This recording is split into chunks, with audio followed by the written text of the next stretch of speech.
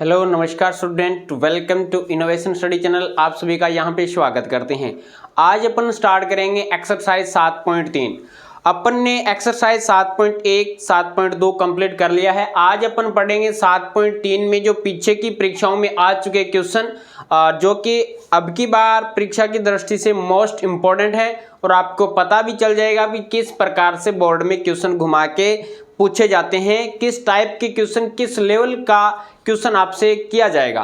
तो देखिएगा, पीछे वाली क्लासें आप कंटिन्यू देख रहे होंगे, प्लेलिस्ट में आपको क्लासें मिलेगी और आपके समझ में भी आ रहा होगा। जो भी आपको डाउट लगता है वो आप कमेंट बॉक्स में छाप सकते हैं या मेरे व्हाट्सएप नंबर पे आ सकते हैं। देखिएगा, यहाँ पे पहला क्वेश्चन है आज की क्लास का कि उस त्रिभुज का क्षेत्रफल ज्ञात कीजिए जिसके शीर्षों के निर्देशांक गिवन है। अब हमें सबसे पहले तो फॉर्मूला आना चाहिए। तो देखिएगा, फॉर्मूला क्या होता है। त्रिभुज ABC मान लिया हमने, त्रिभुज ABC का क्षेत्रफल, और क्षेत्रफल ज्ञात करने का फॉर्मूला होता है 1/2। 1/2 यहाँ पे होता है x1 प्लस यहाँ पे होता है x2 प्लस यहाँ पे होता है हमारे पास x3। तीनों बाहर आएंगे, x1, x2 और x3। अब जहां पे x1 आ गया वहां पे y1 नहीं आएगा, y2 माइनस में y3। x2 आ गया तो वहां पे y3 माइनस में y1, y2 नहीं आएगा। x3 आ गया वहां पे y3 नहीं आएगा, y1 माइनस में y2। y1, अच्छा ये हमारे पास में आ गया y3, y1 माइनस में y2। दैट सिंपल, समझ में आया। अब चलते हैं। अब आप जानते हैं ये आपने कोई बिंदु A मान लिया, ये बिंदु आपने कोई B मान लिया और ये बिंदु आपने कोई C बिंदु मान लिया। अब ये मैं लिख रहा हूं शॉर्ट में, आपको नहीं लिखना, आपको तो समझना है। x1 है, ये y1 है, ये कितना है x2 है, ये y2 है, ये x3 है और ये y3 है। ठीक, तो ये वैल्यू इसमें पुट कर देते हैं। 1/2, x1 का मान कितना है -8, तो माइनस बेटा साथ में लगाना है, मिस मत कर देना, अन्यथा आंसर राइट नहीं आएगा। y2 का मान कितना है 6 है, माइनस में y3 का मान कितना है 9 प्लस x2 का मान कितना है -6, y3 का मान कितना है 9 माइनस में y1 का मान कितना है 4 प्लस x3 का मान कितना है -3 और y1 का मान कितना है 4 माइनस में y2 का मान है 6। इतना रखा। अब ये रहेगा 1/2, -8 बाहर है, 6 प्लस के हैं -9 है, तो -3 बचेंगे प्लस -6, 9 माइनस में 4, 9 में से 4 को घटा दो, 9 में से 4 को घटाओगे तो 5 बचेगा प्लस का, और प्लस के यहाँ प्लस का साइन है, इधर -3 है, 4 प्लस के हैं -6 हैं तो -2 बनेंगे, -2 बनेंगे।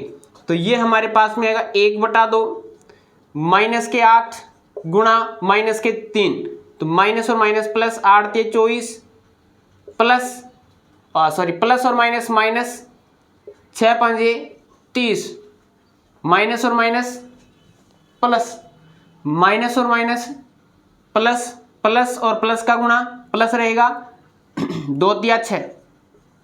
अब देखो, प्लस के 24 प्लस के 6 प्लस के 30 प्लस के 30 और माइनस के 30, ये रहा, कटेंगे, कितना आएगा रिजल्ट 1/2, 0, 0 को 1/2 से गुणा करो तो 0, वर्ग इकाई, वर्ग इकाई। इस त्रिभुज का क्षेत्रफल क्या आएगा 0 वर्ग इकाई आएगा।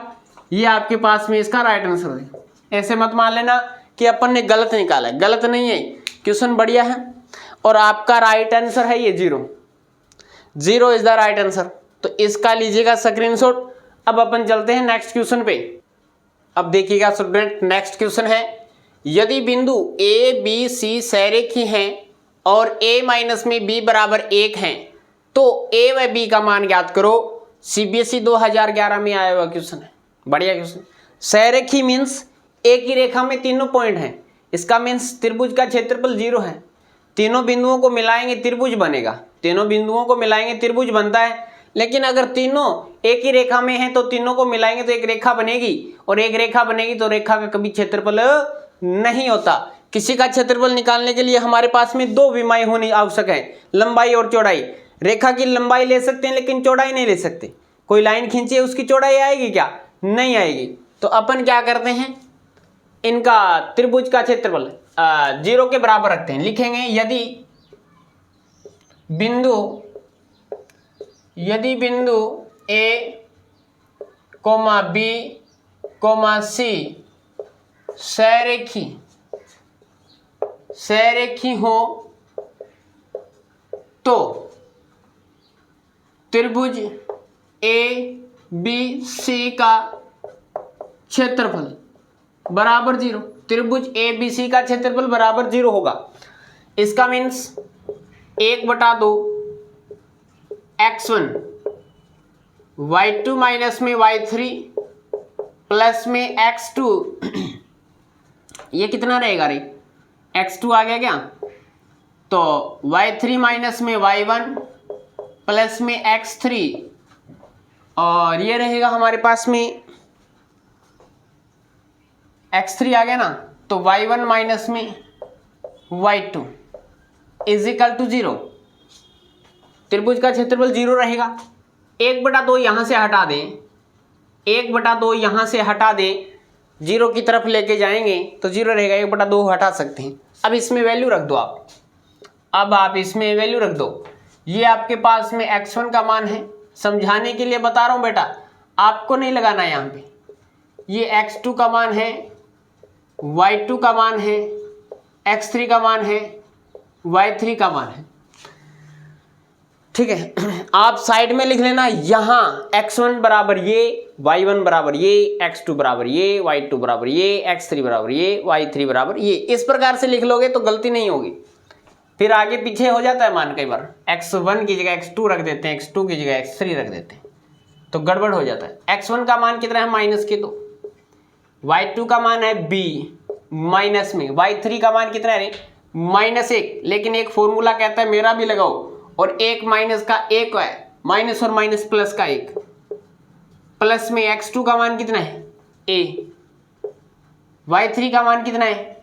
-1, y1 का मान कितना है? -1। ठीक है, एक फॉर्मूले का आएगा। y1 का मान तो वैसे 1 है, प्लस में x3 का मान कितना है? 4, y1 का मान कितना है? 1, माइनस में y2 का मान कितना है? b is equal to 0।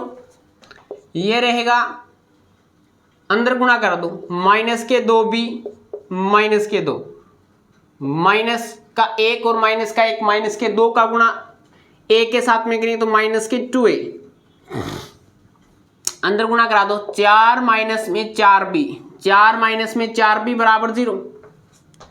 तो ये रहेगा हमारे पास में -2a, -4b, -2b, -6b, -6b, -2 plus का 4 प्लस का 2 बनेगा बराबर 0। अब देखो इसमें से क्या ले, माइनस का 2 कॉमन ले लें पहले, तो माइनस का 2 कॉमन ले लिया, ये बन गया a, माइनस में 3b, प्लस का रहेगा, माइनस कॉमन लिया, और माइनस का 1 बराबर 0।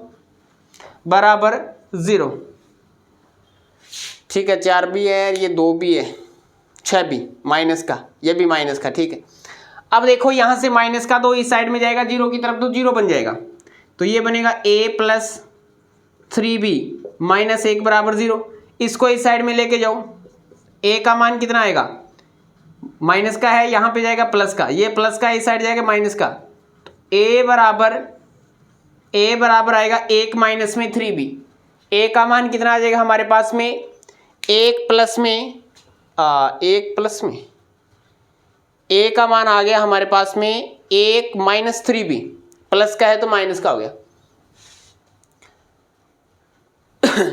माइनस के 2, 1 ए कोमा बी, एक बार मैच करना क्वेश्चन से, वैल्यू सही है 4 कोमा -1। फॉर्मूला है x1, अगर x1 आएगा तो फॉर्मूला सही लिखा है हमने, एक बार चेक कर लेते हैं कहीं पे मिस्टेक नहीं है क्या। x3 का मान कितना है, y1 माइनस में y2 ठीक है, y3 माइनस में y1 ठीक है, y2 माइनस में y3 ये भी ठीक है। अब देखो x1 का मान -2 है, लगा दिया।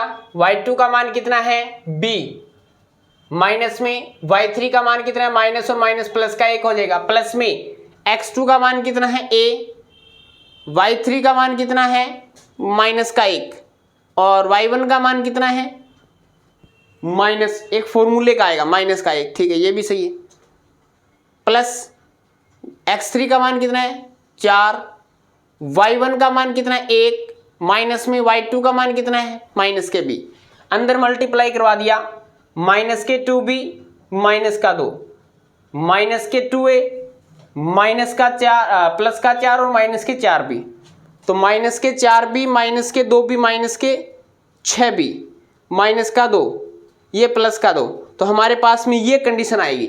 अब इसके बाद में हमें दिया गया है कि a माइनस में b बराबर 1 है, देख लो a माइनस में b ये हमें दिया गया है, क्वेश्चन में दिया गया है, ध्यान से।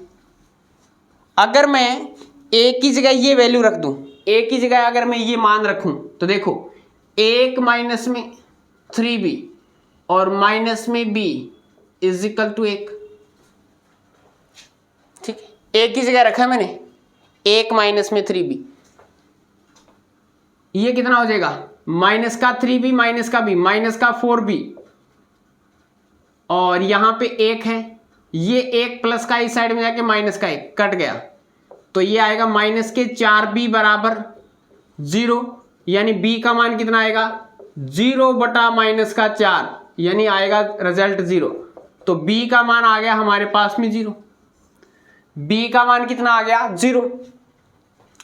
अब इसके बाद में देखो भाई b का मान अगर 0 आ जाता है तो आप यहां पे b का मान रख दो, a का मान ऑटोमेटिकली आ जाएगा, तो a माइनस में 0 बराबर 1, तो a is equal to 1, a is equal to 1, तो लिखोगे अतः a बराबर 1 व b बराबर 0 होगा, b बराबर 0 होगा, ये आपके पास में इसका क्या आ जाएगा राइट आंसर आ जाएगा, ये आपके पास में इसका क्या आएगा राइट आंसर आएगा, a बराबर 1 और b बराबर 0, तो इसका लीजिएगा स्क्रीनशॉट। अब अपन चलते हैं नेक्स्ट क्वेश्चन पे।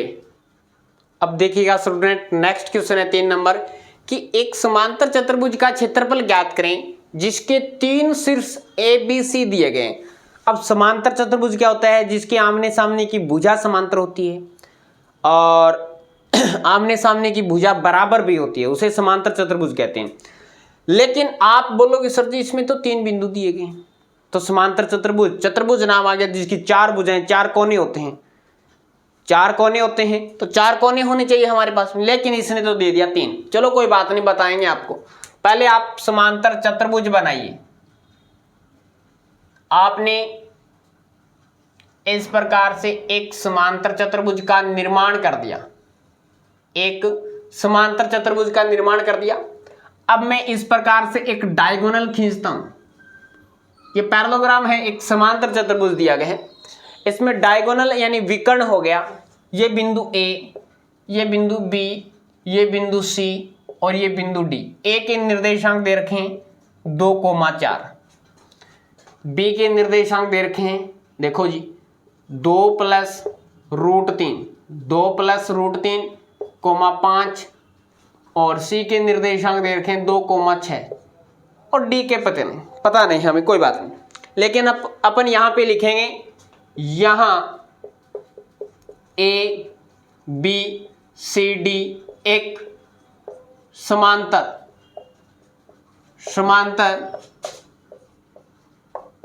चतुर्भुज है, एक पैरेललोग्राम है, समांतर चतुर्भुज है।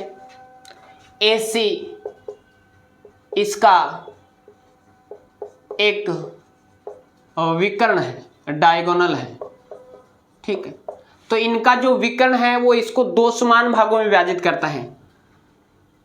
इसका विकर्ण, इसका विकर्ण AC इसको दो समान भागों में विभाजित करता है। इसका विकर्ण AC इसको दो समान भागों में विभाजित करता है। इसका मीन्स अपन क्या लिख पाएंगे, यहां से मैं एक बात लिखूं कि चतुर्भुज ABCD का क्षेत्रफल बराबर 2 गुणा त्रिभुज ABC का क्षेत्रफल, यानी इसका जो एरिया, इसका जो क्षेत्रफल है बराबर रहेगा इसका क्षेत्रफल, यानी ये पार्टीशन बराबर होगा। AC इस प्रकार से डायगोनल खींचा गया है कि ये इसको दो समान भागों में विभाजित करता है। या तो आप BD खींचो या AC खींचो, लेकिन हमें इसके बिंदुओं ABC के निर्देशांक दे रखे हैं तो अपन ने AC खींच दिया। अब अपन ABC का तो क्षेत्रफल निकाल सकते हैं, उसको 2 से गुणा कर देना, पैरेललोग्राम का क्षेत्रफल आ जाएगा। देखो किस प्रकार से आएगा, समांतर चतुर्भुज का आएगा 2 गुणा 1/2। फॉर्मूला होता है त्रिभुज ABC का क्षेत्रफल ज्ञात करने का फॉर्मूला, जब इसके निर्देशांक गिवन है तो हमारे पास में रहेगा x1, ये रहेगा y2 माइनस में y3, प्लस में ये रहेगा x2, y3 माइनस में y1, प्लस में ये रहेगा x3, y1 माइनस में y2। ये फॉर्मूला रहेगा बच्चा। अब देखिएगा अपन किस प्रकार से इसके निर्देशांक डिनोट करते हैं। 2 से 2 को उड़ाओ, कैंसिल हो गया। x1 का मान कितना है, x1 का मान ये 2 है, 2 रख दिया। y2 का मान कितना है, y2 का मान देखो कितना है, 5 है। y2 का मान कितना है, 5 माइनस में y3 का मान कितना है, 6 है, प्लस में x2 का मान कितना है, देखो यहाँ पे 2 प्लस में √3, 2 प्लस में √3, और y3 का मान कितना है, y3 का मान कितना है, 6, 6 माइनस में y1 का मान कितना है, 6 माइनस में y1 का मान कितना है, 4 है, प्लस में x3 का मान कितना है, x3 का मान कितना है हमारे पास में 2 है, y1 का मान कितना है हमारे पास में, y1 का मान 4 है, माइनस में y2 का मान कितना है, 5 है। ये रख दीजिएगा। अब इसकी कैलकुलेशन कर लेते हैं। 2 पंजे 10, 2 पंजे 10, माइनस में अब देखो 5, ये एक तो आप इस प्रकार से कर सकते हैं कि प्लस का 5 है, माइनस का 6, तो माइनस का 1 बचेगा। माइनस का 1 का गुणा 2 के साथ में माइनस के 2। अब देखो प्लस का तो 6 है, माइनस के 4 हैं, क्या करोगे, प्लस का 2 बच गया, 2 का गुणा अंदर लेके जाएंगे।